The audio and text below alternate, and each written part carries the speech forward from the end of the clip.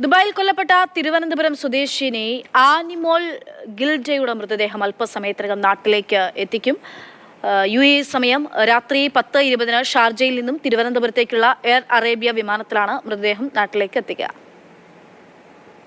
Dubai കരാമയിലെ ഫ്ളാറ്റിൽ വെച്ച് ഈ മാസം 4-നാണ് തിരുവനന്തപുരം വിതുര ബോണക്കാട് സ്വദേശി ആനിമോൾ ഗിൽഡ കൊല്ലപ്പെട്ടത്. പ്രോസിക്യൂഷൻ നടപടികളും പോലീസ് നടപടികളും പൂർത്തിയാക്കിയ ശേഷമാണ് ആനിമോളുടെ മൃതദേഹം നാട്ടിലെത്തിക്കുന്നത്. സുഹൃത്ത് അബിൻലാൽ ആനിമോളെ കുത്തി കൊലപ്പെടുത്തിയെന്നാണ് കേസ്. പ്രതിയെ അബുദാബി വിമാനത്താവളത്തിൽ വെച്ച് പോലീസ് അറസ്റ്റ് ചെയ്തിരുന്നു. അബിൻലാലും തിരുവനന്തപുരം സ്വദേശിയാണ്. സമൂഹ മാധ്യമത്തിലൂടെ പരിചയപ്പെട്ട അബിൻലാലും ആനിമോളും ഏറെ നാളായി അടുപ്പത്തിലായിരുന്നു.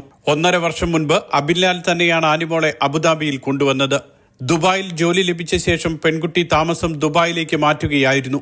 അബുദാബിയിലെ ആശുപത്രിയിൽ ജോലി ചെയ്യുന്ന അബിൻലാൽ ഇടയ്ക്കിടെ ആനിമോളെ കാണാൻ ദുബായിൽ വരാറുണ്ടായിരുന്നു. കൊലപാതക ദിവസം ഇരുവരും തമ്മിൽ തർക്കമുണ്ടായെന്നും ആനിമോളെ അബിൻലാൽ കുത്തി കൊലപ്പെടുത്തിയെന്നുമാണ് സുഹൃത്തുക്കളുടെ മൊഴി.